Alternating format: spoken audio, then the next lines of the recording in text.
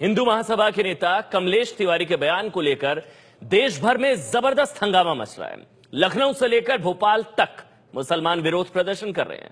उत्तर प्रदेश के सीनियर मंत्री आजम खान ने, आपको याद होगा, कुछ दिन पहले कहा था कि आरएसएस में लोग इसलिए शादी नहीं करते क्योंकि वो समलैंगिक होते हैं। यह बयान था आजम खान का। इसके विरोध में कमलेश तिवारी ने मोहम्मद साहब के खिलाफ बयान दे दिया। कमलेश, आपको बता दें, इस समय जेल में हैं।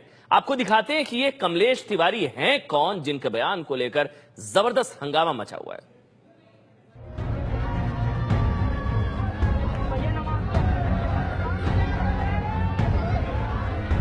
कमलेश तिवारी अभी लखनऊ जेल में बंद है, लेकिन देश के कई शहरों में उनके खिलाफ मुसलमान विरोध प्रदर्शन कर रहे हैं। खुदा की कसम, हम लोग जो ताकत रखते हैं, जब चाहेंगे, जिस मंच पर चाहेंगे, जिस मैदान में चाहेंगे, तेरी जुबान को खींच लेंगे। और योगी आदित्यनाथ, लखनऊ से लेकर भोपाल तक बवाल ही बवाल है। आखिर ऐसा क्या हो गया? 2 दिसंबर को कमलेश तिवारी ने सोशल मीडिया पर मोहम्मद साहब के खिलाफ आपत्तिजनक टिप्पणी कर दी थी। देखते ही देखते ये वायरल भी हो गया और सड़क पर इसके खिलाफ हंगामा भी शुरू हो गया।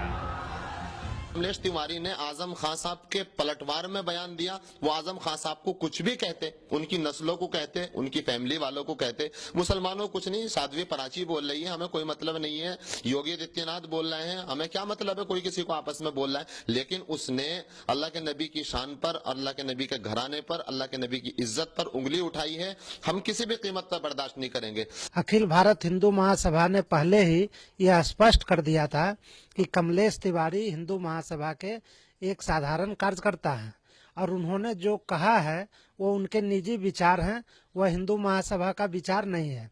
हिंदू महासभा बहुत व्यापक सोच वाली राजनीतिक पार्टी है। अब तक यूपी के 2 दर्जन जिलों में कमलेश को फांसी देने की मांग के समर्थन में प्रदर्शन हो चुके हैं। आखिर ये कमलेश कौन है जो खुद को हिंदू महासभा का राष्ट्रीय कार्यकारी अध्यक्ष बताता है? 45 साल के कमलेश का असली नाम लक्ष्मीकांत है। कमलेश तिवारी अपने स्कूल के दिनों से ही उग्र हिंदूवादी विचारधारा के स्वभाव का बन गया था और जब वो महज 22 साल का था तभी उसने अपने गृह जिले सीतापुर में हिंदू टाइगर फोर्स नाम के एक संगठन बनाया था। 2 साल तक उसने जिले में कई बार धरने प्रदर्शन किए और फिर ठीक 2 साल बाद यानी कि 1994 में वह बजरंग दल में शामिल हो गया और फिर सीतापुर जिले का अध्यक्ष भी बन गया। कमलेश तिवारी पहली बार 1997 में जेल गया। उसने उत्तर प्रदेश के सीतापुर में मुस्लिम भारत छोड़ो आंदोलन शुरू किया था। जेल से छूटते ही उसने शादी कर ली और फिर कमलेश हिंदू महासभा में शामिल हो गया और यूपी का महासचिव बन गया। अब उसने लखनऊ आना जाना शुरू कर दिया। 2012 में उसने लखनऊ से विधानसभा का चुनाव भी लड़ा। कमलेश को सिर्फ 1700 वोट मिले। लखनऊ के खुर्शीद बाग में अखिल भारतीय हिंदू महासभा का दफ्तर है। ये वो कुर्सी है जिस पर आमतौर पर कमलेश तिवारी बैठा करते हैं और इस कमरे में कई चीजें हैं। नाथूराम गोडसे, महात्मा गांधी के हत्यारे जो हैं, हत्या करने वाले, उनकी तस्वीर भी है। साथ में वीर सावरकर की भी तस्वीर है। किताबों में देखेंगे तो कुरान मजीद से लेकर के सत्यार्थ प्रकाश जो है, वैसी किताबें भी लिखी हुई हैं। जेल जाने के बाद से अब उनके साथियों ने और उनके घर के सदस्यों ने इस ऑफिस का कामकाज एक तरीके से संभाल लिया है। हिंदू महासभा के दफ्तर में ही कमलेश तिवारी का परिवार भी रहता है। वैसे तो वो सीतापुर का रहने वाला है। उसके 3 बेटे हैं और पत्नी किरण भी हिंदू महासभा के लिए काम करती है। वो महिला सभा की प्रदेश अध्यक्ष है। किरण कहती हैं, यूपी सरकार तो सिर्फ मुसलमानों के लिए ही सोचती है, लेकिन मोदी सरकार से उन्हें उम्मीद है इंसाफ की। कुछ होएगा, हम उसके लिए निपटने के तैयार हैं। लेकिन अगर ये बात अगर हो गई तो हम ये जरूर सोचेंगे कि हिंदू के दिल के अंदर, पहली बात तो उसके पास दिल नहीं है, दूसरी बात उसके अंदर खून नहीं हिंदू का। अगर ऐसा हुआ, क्योंकि केंद्र सरकार हिंदू की है और राज्य सरकार मुसलमानों की है। पिछले 2 साल में कमलेश तिवारी कई बार विवादों में रहा और उसे जेल भी जाना पड़ा। इसी साल नाथूराम गोडसे का मंदिर बनाने का ऐलान कर उसने खूब हंगामा मचाया। वो लखनऊ और सीतापुर में ऐसा मंदिर बनवाना चाहता था।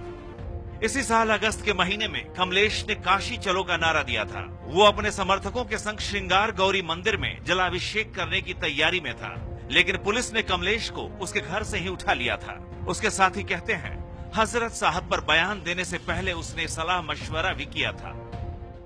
पार्टी फोरम पे चर्चा हुई थी। उसके बाद तिवारी जी ने उस बयान की प्रतिलिपि जो है फेसबुक पे डाली, जिसको आग उर्दू ने छापा। उसके बाद जो है ये इस तरह के बवाल चालू हो गए। व्हाट्सएप पे कैसे इतना फैला? उसको उन्होंने डाउनलोड करके व्हाट्सएप पे डाला होगा। व्हाट्सएप पे तो ऐसा कोई मैसेज नहीं है।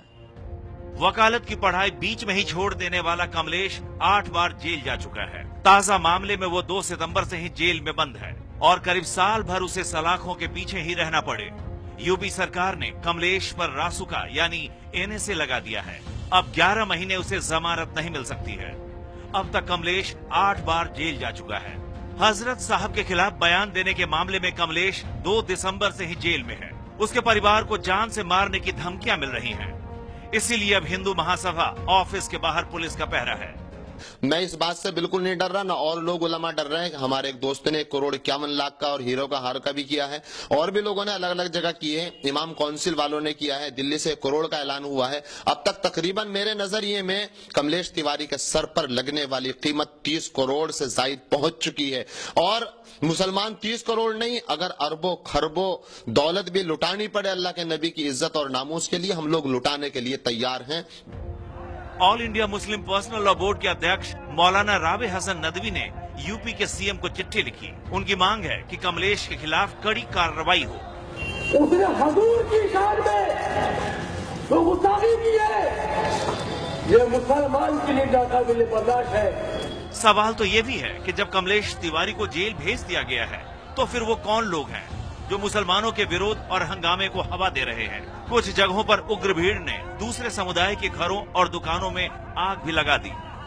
9 दिसंबर को मुस्लिम समाज के कई उलेमाओं और मौलानाओं ने यहीं लखनऊ में मुख्यमंत्री अखिलेश यादव से मुलाकात की और ये भी मांग की कि इस मामले में कमलेश तिवारी के खिलाफ कड़ी से कड़ी कार्रवाई हो। हालांकि उससे पहले ही उस पर रासुका लगाने का फैसला किया जा चुका था।